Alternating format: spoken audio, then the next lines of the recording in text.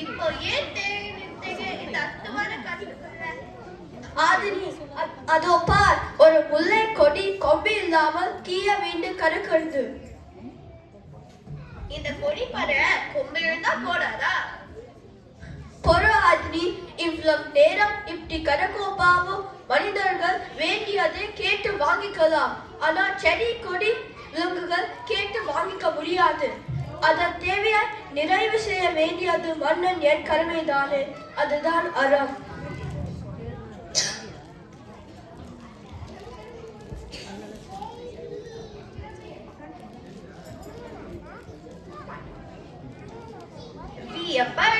அர்த்தக்கு இப்படி ஒரு விளக்கம் இருக்கலாம்.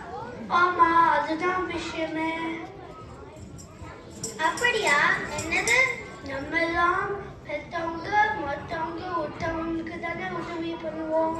ஆமாம் ஆமாம். ஆனா பாதி வாயில ஜீவராசிகளுக்கும் செடி கொடிகளுக்கும் வலிக்கும்னு நினைச்சாரு பாரு. அடடே அடடே.